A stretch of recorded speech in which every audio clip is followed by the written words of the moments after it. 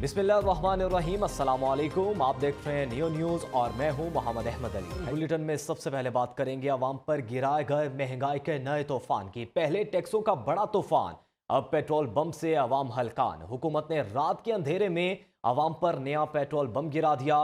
Petrol 22 रुपये 20 पैसे फी litre मजीद महंगा कर दिया गया। पेट्रोल की नई कीमत 272 रुपये की बुलंद तरीन सतह पर जा पहुंची।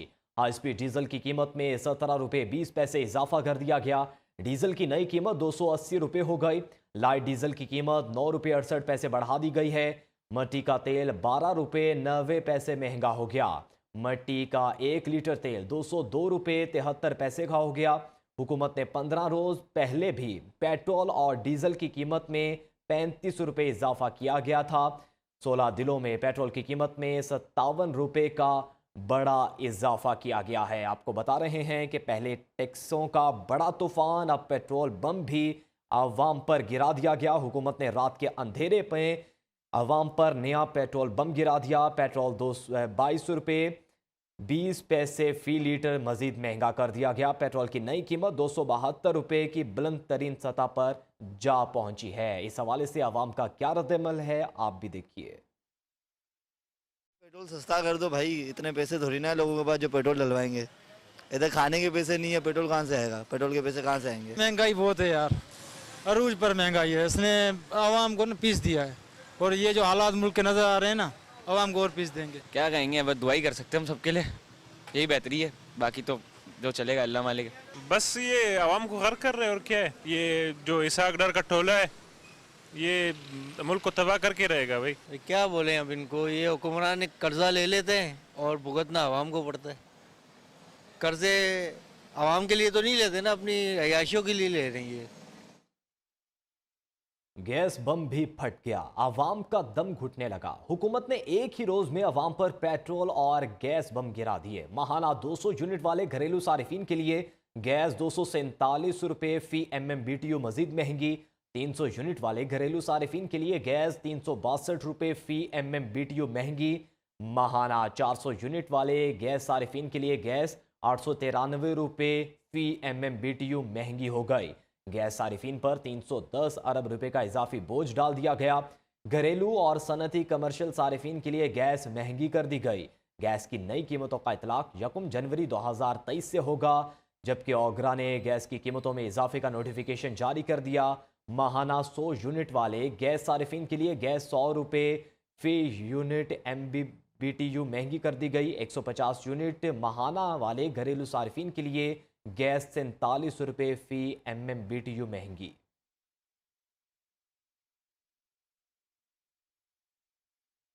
हुकूमत ने IMF की शरात पर अमल दरामद के लिए 170 अरब रुपए के मिनी बजट से कबल तमाम अशिया पर सेल्स टैक्स की शरह 17 से बढ़ाकर 18% कर दी।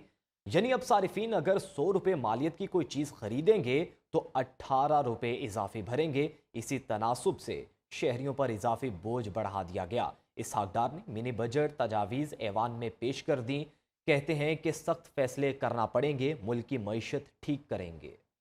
महंगाई में पिसे अवाम पर कभी बिजलियां कभी सख्तियां, बेहाल अवाम को बदहाल करने के लिए सेल्स टैक्स में इजाफे का नोटिफिकेशन भी जारी। नोटिफिकेशन के मुताबिक डब्बे में बंद तमाम अशिया पर भी सेल्स टैक्स 17 से बढ़ाकर 18% कर दिया गया। खुर्दनी तेल खरीदें, खाएं, बिस्किट या जेली या नूडल से काम चलाएं, हर चीज पर इजाफी टैक्स भरना होगा। GST की शरह को 17% से बढ़ाकर 18% किया जा रहा है। हुकूमत ने अमीर तबके पर इजाफी टैक्स लगाने की हिकमत अमली के तहत अब लग्जरी आइटम पर GST की शरह को 17% से बढ़ाकर 25% की बुलंद सतह पर ले जाने का फैसला किया है। 100 रुपए का बिस्किट का डब्बा अब 18 रुपए इजाफी अदा करने से मिलेगा। हर खिलौने पर 1% सेल्स टैक्स बढ़ जाएगा। इसी तरह 1000 रुपए का कोई भी खिलौना अब 1180 रुपए में मिलेगा। खवातीन का मेकअप का सामान महंगा होने से अब चेहरे को चमकाना भी आसान नहीं रहेगा। इसी तरह ब्यूटी पार्लर्स पर रेट बढ़ाना भी मजबूरी बन जाएगी। 500 रुपए वाला शैम्पू अब 680 रुपए में मिलेगा। सेल्स टैक्स के परवाने के मुताबिक चॉकलेट, टॉफियां, क्रीम, लोशन, साबुन और टूथपेस्ट पर भी सेल्स टैक्स 18% कर दिया गया है। हेयर कलर और हेयर जेल पर सेल्स टैक्स 18% होगा। Shaving foam, shaving jail, shaving cream और शेविंग ब्लेड्स पर भी सेल्स टैक्स 18% कर दिया गया है। शादी की तकरीबात के बिलों पर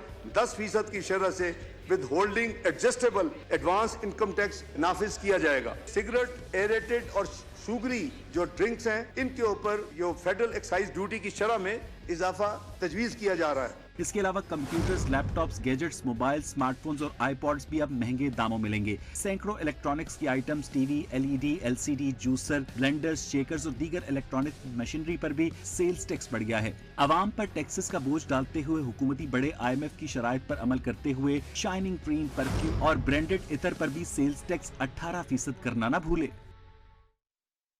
मिनी बजट और महंगाई के नए तूफान पर आवाम का सख्त रद्द-ए-अमल। शहरियों का कहना है पहले ही महंगाई ने कमर तोड़ दी थी, नए टैक्सों से जिंदगी मजीद अजीरन हो गई।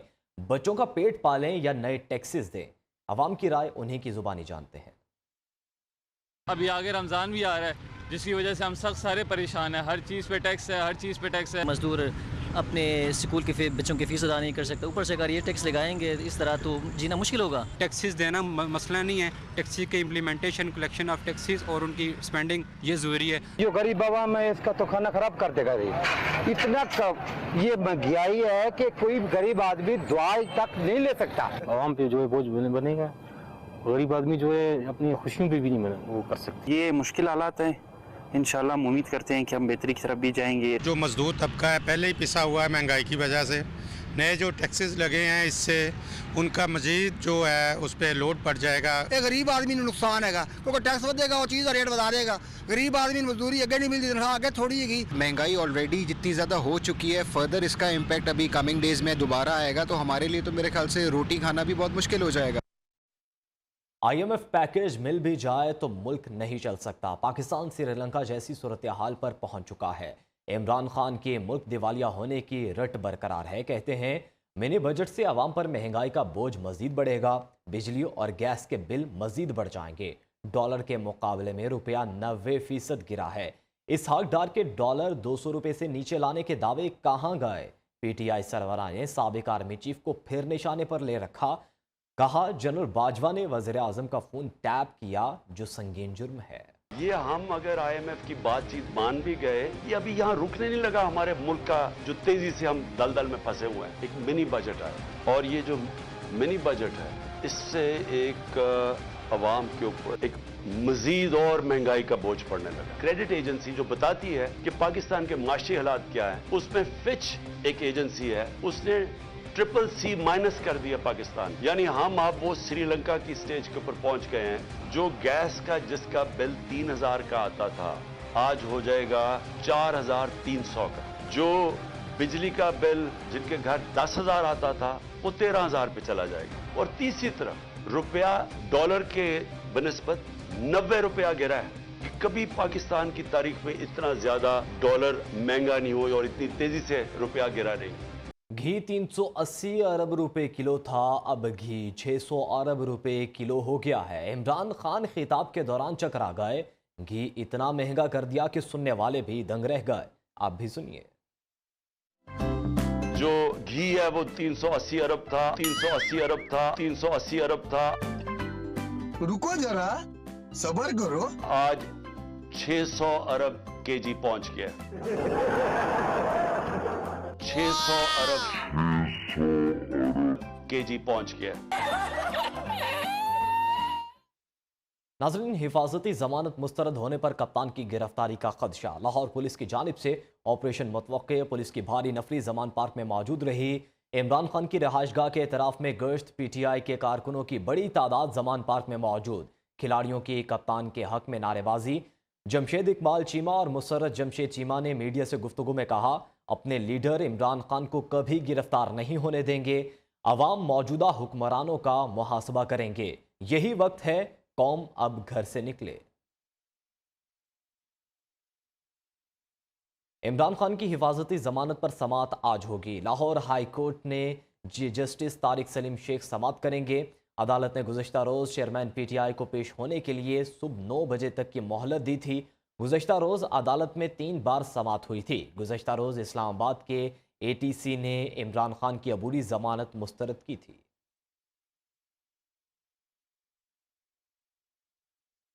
आगे बढ़ें, आपको बताएं कि अमेरिका ने चेयरमैन तहरीक इंसाफ के इल्ज़ामात को बेबुनियाद करार दे दिया। तर्जुमान अमरीकी महकमे ख़ारजा नेड प्राइस का कहना है कि रजीम चेंज के इल्ज़ामात में कोई हकीकत नहीं है। पाकिस्तान में ब्लेम गेम से मुतालिक तबसरा नहीं करना चाहते।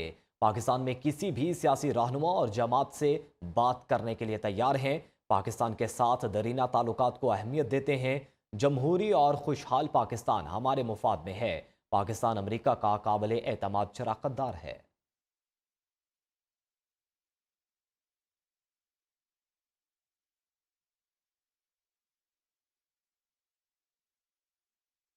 कप्तान ने मुल्क भर में जेल भरो तहरीक का ऐलान कर रखा है। इस सिलसिले में इंतजामी तौर पर जिम्मेदारियां भी बांटी जा चुकी हैं, मगर क्या ये जेल भरो तहरीक कामयाब हो पाएगी?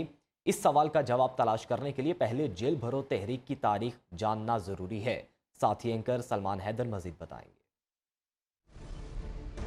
चलो चलो जेल चलो, मगर कैसे? कप्तान ने ऐलान तो कर रखा है, मगर जेलों को कैसे भरा जाएगा? इस तहरीक को कामयाब बनाने के लिए माजी में झांकना बहुत जरूरी है और यह भी जायजा लेना होगा कि पीटीआई के कप्तान और माजी के लीडरों के ऐलानात में आखिर फर्क कितना है। जेल भरो तहरीक की एक तारीख तो यह है कि बरसगीर की अवाम आजाद खित्ते की जंग लड़ रहे थे और सबसे पहले महात्मा गांधी की क़यादत में यह तहरीक शुरू की गई थी, जिसका मकसद अंग्रेजों को हिंदुस्तान से बाहर भेजना था। सैकड़ों गिरफ्तारियां हुई, जिसके बाद रिहाई भी मिलती रही। इस पहली जेल भरो तहरीक से बरतानिया वापस गया, ना ही अंग्रेज सरकार को किसी किस्म का कोई फर्क पड़ा।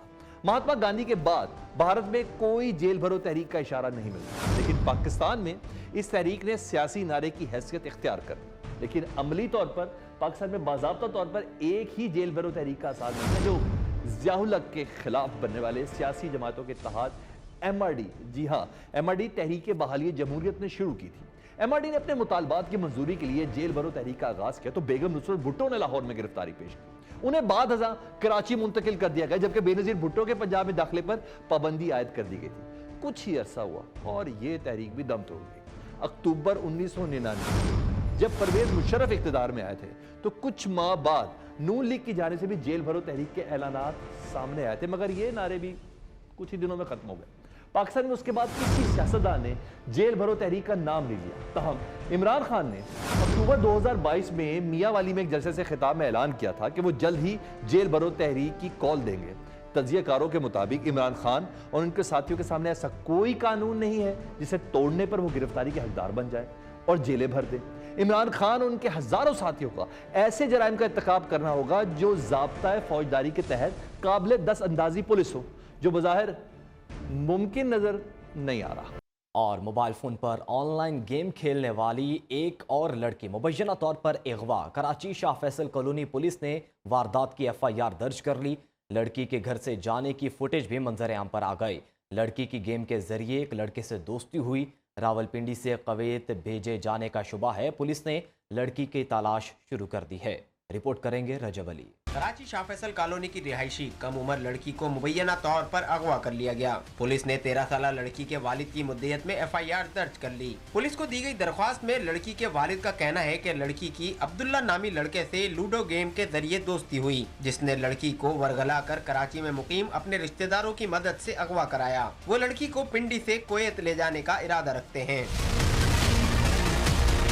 लड़की 13 फरवरी को रात गए घर से निकली। फुटेज में लड़की को घर से निकलते हुए कैमरे की जानिब देखकर हाथ हिलाते हुए भी देखा गया, जबकि लड़की को ले जाने वाले मोटरसाइकिल सवार को भी CCTV फुटेज में देखा गया है। पुलिस ने लड़की की तलाश शुरू कर दी है। रजब अली, नियो न्यूज़, कराची। वजीराबाद के नवाही गांव सारोकी में 3 सगे भाइयों समेत 4 बच्चों के कत्ल की लर्ज़ाखेज वाक़े ने सबको रुला दिया। एक ही घर से मासूम तालिब इल्मों के जनाजे उठे तो इलाके में कोहराम मच गया। बच्चों के बाप ने पुलिस को वाक़े का जिम्मेदार करार दे दिया। कहा, चंद माह कबल होने वाली फायरिंग में मुल्जिमान गिरफ्तार होते तो शायद ये सब कुछ ना होता। तफसीलात जानते हैं ब्यूरो चीफ शफकत इमरान की इस रिपोर्ट में। सारोकी में 3 भाइयों समेत 4 बच्चों का कत्ल। एक ही घर से 3 भाइयों के जनाजे उठे तो कोहराम मच गया। गुज़िश्ता रोज दिन दहाड़े 3 सगे भाइयों 17 साल गुलरेज, 15 साल शबरेज और 12 साल हसीब को उनके मुलाजम बिलाल हुसैन समेत उस वक्त निशाना बनाया गया जब वो स्कूल से अपनी एकेडमी की तरफ जा रहे थे। मकतूलीन के वालिद ने वाक़े का जिम्मेदार पुलिस को करार दिया। नाकस कारकर्दगी मकामी पुलिस की, उस वजह से ये सब कुछ हुआ है। ਸਾਡੇ ਨਾਲ ਦਾਵਤ ਹੈ, ਸਾਡੇ ਹਾਨ ਅਸੀਂ ਉਹਨਾਂ ਦੇ ਪਰਚੇ ਕਰਾਈਓ, ਸਾਡੇ ਤੇ ਕਰਾਣ। सानू कोई तकलीफ नहीं सी। दूसरी जानब पुलिस का कहना है कि मुलजमान की गिरफ्तारी के लिए वर्षा की तरफ से की जाने वाली निशानदेही को बड़ी संजीदगी से देखा जा रहा है। अगर कोई दीगर फैक्टर इन्वॉल्व हुआ या कोई और शख्स जिम्मेदार हुआ तो इंशाअल्लाह ताला उसमें चाहे महकमे का भी हुआ तो उसके खिलाफ सख्त तरीन कार्रवाई होगी। पुलिस के मुताबिक वाकया पुरानी दुश्मनी का शाखसाना है। मुकदमे में मुलव्वस एक कांस्टेबल समेत 2 अफराद को गिरफ्तार कर लिया गया है। कैमरामैन मोहम्मद जुल्फकार के साथ शफकत इमरान, न्यूज़ वजीराबाद, गुजरांवाला। और अब कुछ बात करें PSL 8 की। नाजरीन, PSL के तीसरे मैच में मुल्तान सुल्तान्स ने क्वेटा ग्लैडिएटर्स को यकतरफा मुकाबले के बाद 8 विकेटों से शिकस्त दे दी। मुल्तान के एहसानुल्लाह ने 5 विकेटें लेकर फतह में अहम किरदार अदा किया। मैच जीतकर मुल्तान सुल्तान्स ने टूर्नामेंट में पहली फतह हासिल कर ली। Chief of the naval staff admiral Mohammad Amjad Khan Niazi की commander US naval forces central commander vice admiral से मुलाकात। इलाकाई अमूर पर तबादला ख्याल किया गया। दोनों ममालिक के माबैन बाहमी बहरी और दिफाई ताल्लुकात को मजीद फ़रोग देने के अज़म का अयादा किया गया। तर्जुमान पाक बहरिया के मुताबिक chief of the naval staff admiral Mohammad Amjad Khan Niazi से कमांडर US नेवल फोर्सेस की मुलाकात के दौरान इलाकाई मैरीटाइम सिक्योरिटी सूरत हाल और 2 तरफा बहरी ताउन पर तबादला ख्याल किया गया। तर्जुमान के मुताबिक मुलाकात में दोनों ममालिक के माबैन बाहमी बहरी और दिफाई ताल्लुकात को मजीद फ़रोग देने के अज़म का अयादा किया गया। Commander US naval forces central commander ने पाक बहरिया की जानिब से अमन मश्क 2023 के कामयाब इनेकाद पर एडमिरल मोहम्मद अमजद खान न्याजी को मुबारकबाद पेश की।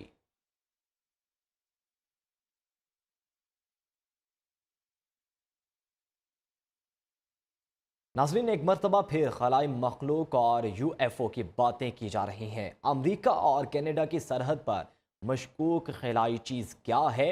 क्या अमेरिका और कनाडा की सरहद पर उड़न तश्तरियाँ मार गिराई गईं? बता रहे हैं साथी एंकर अवैस इकबाल। एक मरतबा फिर खलाई मखलूक और UFO यानी अनआइडेंटिफाइड फ्लाइंग ऑब्जेक्ट की बाज़गश्त है।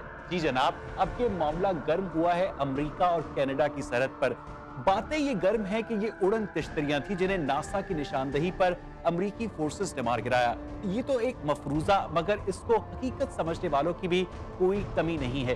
तबसरों का सिलसिला जारी है। दूसरी जानिब इस मशकूक चीज को जासूसी के खाते में भी डाला जा रहा है। बास लोग कह रहे हैं कि ये चीन की जानिब से भेजे गए जासूसी के गुब्बारे थे, मगर चीन के जासूसी गुब्बारों वाले अमरीकी दावे से हवा भी निकल गई है। व्हाइट हाउस ने एतराफ किया है कि इन गुब्बारों से चीन का कोई लेना देना नहीं था और ना ही इन गुब्बारों में कोई जासूसी आलात पाए गए।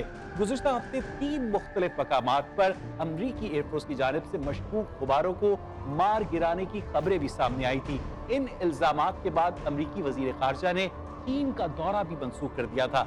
अब अमरीकी इंतजामिया कह रही है कि हो सकता है कि ये गुब्बारे रिसर्च की गर्ज से फजा में छोड़े गए हों। बहरहाल ये खलाई मखलूक की जासूसी के गुब्बारे थे या कुछ भी था, सोशल मीडिया पर तबसरों का तूफान जारी है। आपको बताएं कि वज़ीर आज़म शहबाज शरीफ आज से तुर्की का 2 रोज़ा दौरा करेंगे। वज़ीर आज़म तुर्क सदर रजब तैयब एर्दोगान से मुलाकात करेंगे और ज़लज़ले में कीमती जानों के ज़िया और ज़लज़ले में होने वाले नुकसान पर ताज़ियत का इजहार करेंगे। वज़ीर आज़म ज़लज़ले से मुतासरा इलाकों का दौरा भी करेंगे। हमारे घर तुम्हारे हैं। तुर्किया के हज़ारों ख़ानदानों ने अपने आबाई घर ज़लज़ले से मुतासरा अफराद के लिए खोल दिए। तुर्किया में हज़ारों ख़ानदानों ने अपने घर के तमाम अशिया और साजो सामान ज़लज़ले से मुतासरा अफराद को फराहम कर दिए। इन ख़ानदानों में से एक ने इस्तंबुल में रहने वाले 28 साला वकील मलिह मैलसी ने 4 बेघर अफराद को अपना घर, फर्नीचर, खुराक और सारी अशिया मुहैया कर दी। तुर्किया इलाके योलोवा में मलिह के 2 और घर भी मौजूद हैं जो उन्होंने मुतअद्दिद ख़ानदानों को दे दिए हैं। आगे बढ़ें, आपको बताएं कि जापान में ज़लज़ले सबसे ज़्यादा आते हैं, लेकिन वो तबाहकुन नहीं होते। वो इसलिए कि जापान ने बरसों पहले ज़लज़ले से होने वाली तबाही से बचने का राज जान लिया था।